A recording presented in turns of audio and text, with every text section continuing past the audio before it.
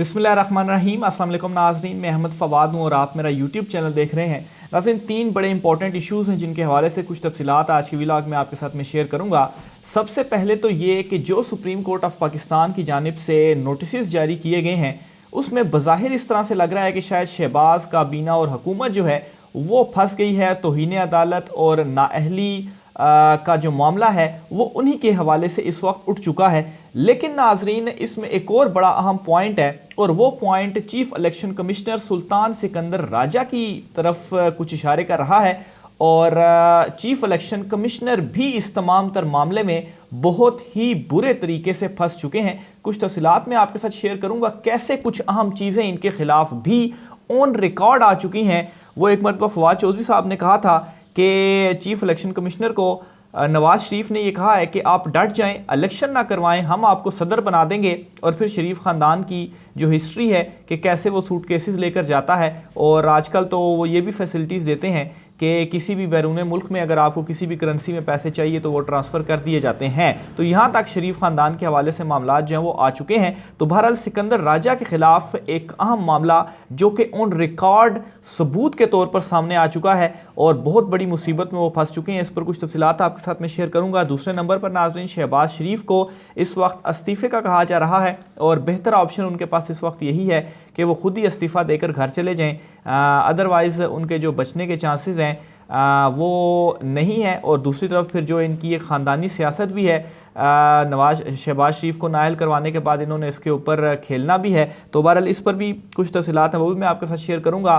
Peoples party ने 3 महाज़ों पर अलहदगी का ऐलान कर दिया है बाकायदा तौर पर मौजूदा हुकूमत के साथ। वो 3 महाज कौन से हैं इस पर भी कुछ तफसीलात हैं वो भी आपके साथ शेयर करूँगा। सबसे पहले तो नाज़रीन, आपको जो सुप्रीम कोर्ट ऑफ पाकिस्तान का जो आज एक 8 रुकनी बेंच था जिन्होंने समाअत की अज खुद नोटिस इख्तियारात के हवाले से जो कानून साजी की गई थी पार्लियामेंट में, इसमें आज हुआ ये है कि जो दरख्वास्त गुजार वकील थे उनकी जानिब से ही दलाइल दिए गए हैं और समाअत नेक्स्ट वीक तक मुलतवी कर दी गई है। कोई इसमें फ़िलहाल डिसीजन नहीं आया, लेकिन इसमें हुआ ये है कि नेक्स्ट वीक को जो दीगर फरीकैन हैं इसमें, जिसमें बार्स भी हैं, अटॉर्नी जनरल और दीगर सारे, वो नेक्स्ट हेयरिंग पर अब अपने दलाइल देंगे। सबसे पहले तो जो इस साइड से जो दरख्वास्त गुजार थे उन्होंने जो दलाइल दिए काफ़ी लंबे चौड़े आज दलाइल चलते रहे, तकरीबन 1.5 घंटे तक ये समाअत चलती रही। लेकिन 4 इंपॉर्टेंट नुक्ते जो उन्होंने इसमें उठाए वो 4 नुक्ते मैं आपके सामने रखता हूँ और इन 4 नुकात को जो है वो उन्होंने बाकायदा तौर पर कानूनी हवालों के साथ दलील के तौर पर पेश किया।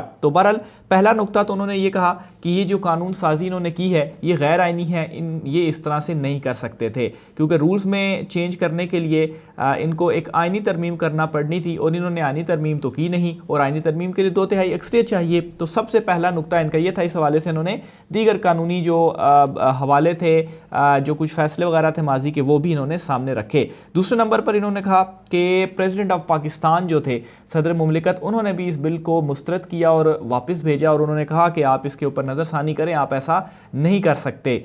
लेकिन उसके बावजूद भी मुश्तरका सेशन बुलाया गया और फिर उसके बाद मुश्तरका सेशन से इसे मंजूर करवाया गया और इसमें एक जल्दबाजी का जो एलिमेंट है वो भी नज़र आता है। तो तीसरा ये पॉइंट था उनका। और चौथे नंबर पर उन्होंने ये कहा कि ये जो बिल है वो प्रपोज्ड बिल है, यानी कि ये सवाल उठ रहा था कि क्या ये दरख्वास्त काबिल समाअत भी है या काबिल समाअत नहीं है। तो इस पर भी उन्होंने ये आर्गूमेंट दिया कि ये दरख्वास्त काबिल समाअत है क्योंकि प्रपोज्ड बिल से मुराद ये है कि बिल अब फाइनल शक्ल में आ चुका है, जस्ट उसने गज़ट का हिस्सा बनना है। यानी कि अगर ये पार्लियामेंट में बिल मौजूद होता और वहाँ पर इसमें रद्दोबदल की जा सकती थी तो तब तो ये कहा जा सकता था अभी पार्लियामेंट से मंजूर होकर निकला ही नहीं है तो पहले बिल आप कैसे ला सकते हैं।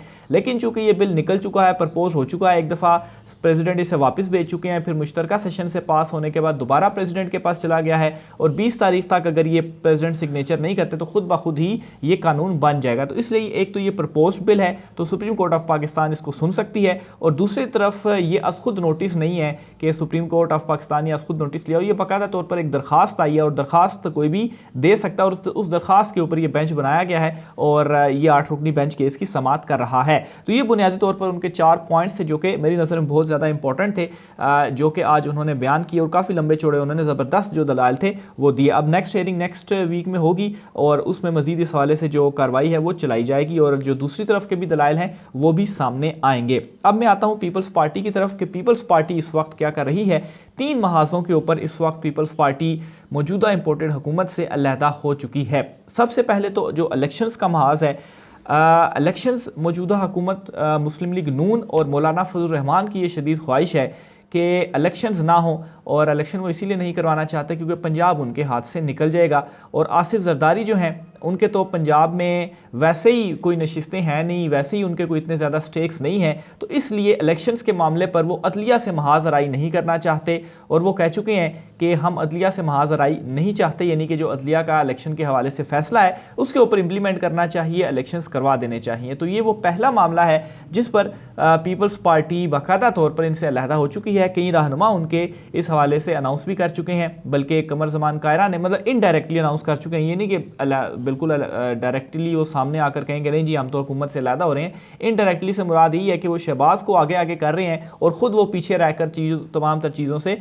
अलहदगी इख्तियार कर रहे हैं। कमर जमान कायरा ने कहा कि हम अदलिया से महाज आराई जो है वो नहीं चाहते। तो एक चीज़ तो ये हो गई। दूसरे नंबर पर नाज़रीन जो अदलिया के ख़िलाफ़ रेफरेंस लाने वाला मामला था, इस पर भी पीपल्स पार्टी ने बाकायदा तौर पर जो है वो अलहदगी उनसे इख्तियार की और उनसे कहा कि नहीं ये जो रेफरेंस वाला मामला है ये दुरुस्त नहीं है। आखिर किन बुनियादों पर रेफरेंस लाया जाएगा? क्या महज एक फ़ैसले की बुनियाद पर जो रेफरेंस है वो दाखिल किया जा सकता है?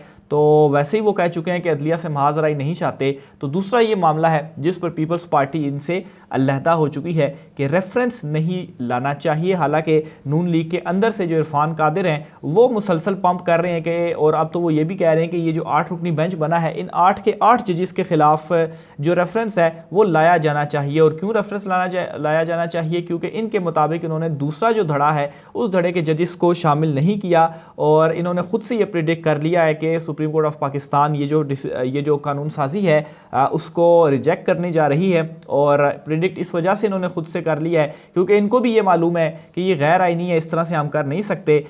इस वजह से ये अब इस तरह की जो धमकियां या दबाव है वो देने की कोशिश कर रहे हैं कि नहीं जी ये रेफरेंस जो है वो आप इन 8 के ख़िलाफ़ दायर कर दिया जाए। लेकिन ये रेफरेंस एक और मौत साबित होगा। इससे पहले भी 2 जजिस के हवाले से हुकूमत ने कहा था, हुकूमत के अंदर से कहा गया था कि रेफरेंस लेकर आ रहे हैं, लेकिन रेफरेंस नहीं लाया गया क्योंकि ला ही नहीं सकते थे रेफरेंस। और अभी भी ये जो दोबारा जब बात चली तो पीपल्स पार्टी इस मामले में भी इनके साथ अलहदा है। तीसरे नंबर पर मुज़ाकरात। इस वक्त पीपल्स पार्टी भी नून लीग के ऊपर ये जोर डाल रही है कि आप मुज़ाकरात करें। पाकिस्तान तहरीक-ए-इंसाफ भी कह चुकी है कि ठीक है आप इलेक्शंस के ऊपर अगर मुज़ाकरात करना चाहते हैं, एस्टेब्लिशमेंट हुकूमत और हम सारे बैठ के मुज़ाकरात कर लेते हैं, लेकिन सिर्फ और सिर्फ इलेक्शंस के ऊपर मुज़ाकरात होंगे। और मुज़ाकरात इलेक्शंस के हवाले से ये नहीं होंगे कि हम इलेक्शंस ही नहीं करवाना चाहते। तो इसलिए नून लीग ये मुज़ाकरात से भी कतरा रही है क्योंकि नून लीग का तो इस वक्त मसला ही है कि वो इलेक्शंस नहीं चाहते। वो चाहते हैं कि साल 2 साल के लिए मामला आगे लटक जाए और किसी तरीके से इमरान खान साइड लाइन हो जाए ताकि फिर इलेक्शन हो और नवाज शरीफ वापस आ जाए, NRO 2 मुकम्मल हो जाए और फिर हम जो है वो इलेक्शंस में जाएं। तो अब मामला ये है कि इलेक्शंस के ऊपर ये बात ही नहीं करना चाहते, तो फिर किस तरह से जो मुज़ाकरात हैं वो होंगे? खान साहब कहते हैं ठीक है इलेक्शंस वक्त के मुताबिक होने चाहिए और किस तरह से होने चाहिए इन मामलात के ऊपर आप अगर बातचीत करना चाहते हैं, मुज़ाकरात करना चाहते हैं तो ठीक है। लेकिन दूसरी तरफ आसिफ जरदारी भी अब इनके ऊपर ये जोर दे रहे हैं कि नहीं इस वक्त आपको जो मुज़ाकरात हैं वो करने चाहिए। वंस अगेन उनके कोई ज़्यादा स्टेक्स तो हैं नहीं और उनके स्टेक्स इस तरह से नहीं है कि इसमें सारा का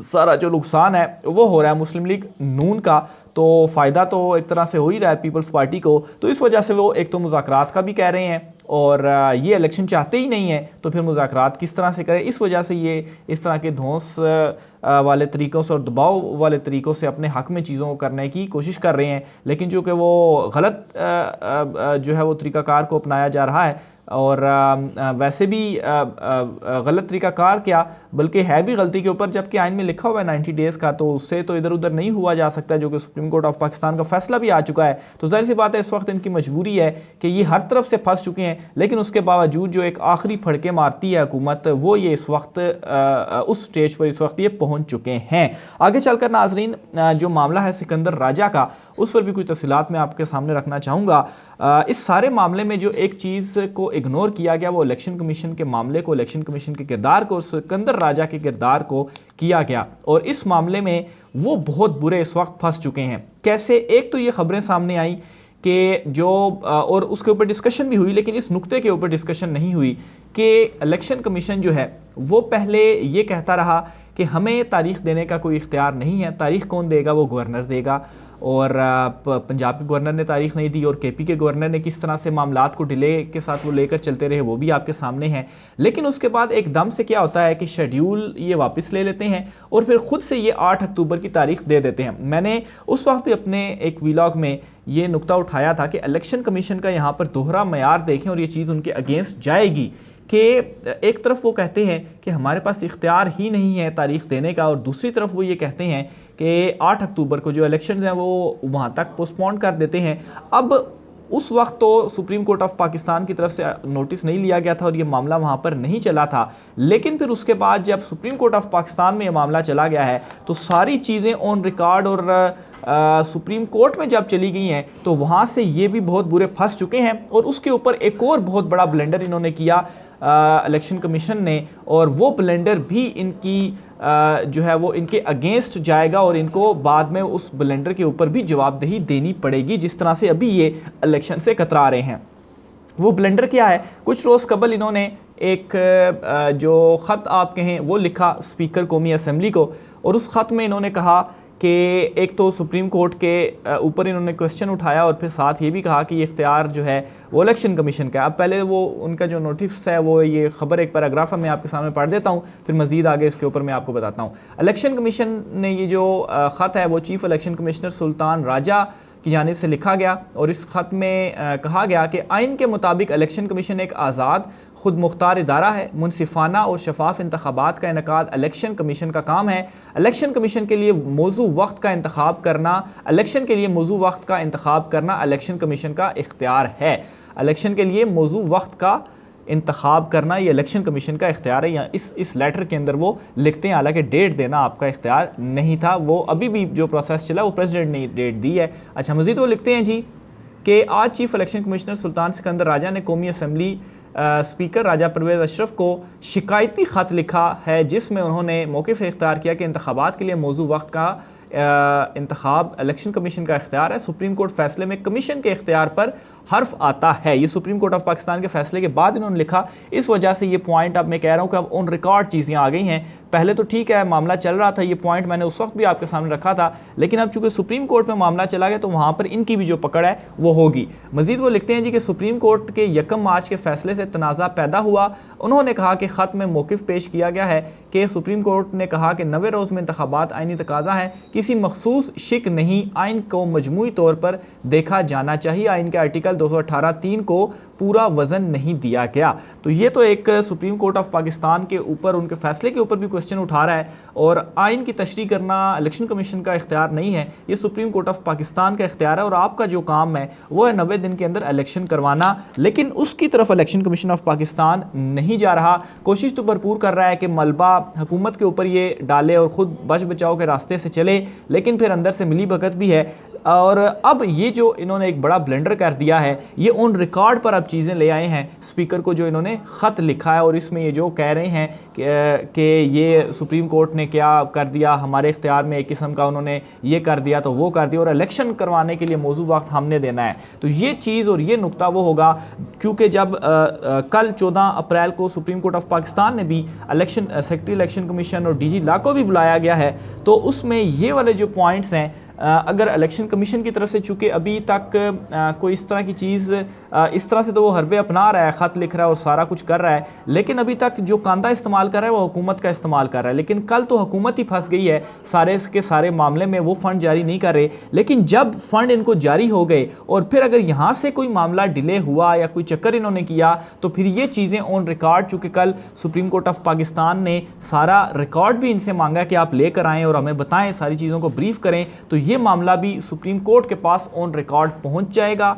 और फिर इनकी भी शामत आने जा रही है। और ये भी अगर इस तरह का कोई इकदाम करते हैं तो फिर सिकंदर सुल्तान राजा जो हैं वो भी तैयारी पकड़ लें, नाअहली भी होगी और उनको भी जो फारिग है वो ओहदे से किया जाएगा। बहरहाल इस हवाले से भी चीज़ें ज़ेर बहस हैं कि सिकंदर राजा जो है वो अगर इस्तीफ़ा दे दें तो मामलात को मज़ीद डिले किया जा सकता है, लेकिन अगर वो इस्तीफ़ा देते हैं तो इस सूरत में भी मामला डिले किया जा सकता है, लेकिन इलेक्शन फिर भी आपको करवाने ही पड़ेंगे। आखिर में नाज़रीन, शहबाज शरीफ के हवाले से भी आपको बताता चलूँ, उनको इस वक्त मशवरा ये भी दिया जा रहा है कि शहबाज साहब आप इस्तीफ़ा दे दें, क्योंकि इस वक्त सारे मामलात से बचने का एक ये वाहिद हल है आपके पास कि आप इस्तीफ़ा दे के घर चले जाएँ। फिर बाद में पीछे कोई आएगा तो फिर उसके ऊपर तौहीन अदालत ये सारे मामलात चलते रहेंगे। तो आप जो है वो अगर इस्तीफ़ा देते, और खैर यही है कि उनके पास बेहतर ऑप्शन रहेगा, क्योंकि वो ये ख़ुद भी नहीं चाहते होंगे कि मरीम नवाज़ की ख्वाहिश पूरी करके उनको जो ये इनकी अपनी अंदर ग्रुपिंग हुई हुई है पार्टी में, वो डोमिनेटिंग ग्रुप के तौर पर सामने आ जाएं और ये मुकम्मल तौर पर आउट हो जाएं। बहरहाल इस वाले से मज़ीद क्या होता है आपसे शेयर करता रहूँगा, राय का इज़हार कीजिएगा। मुझे इजाज़त दीजिए, अल्लाह हाफ़िज़।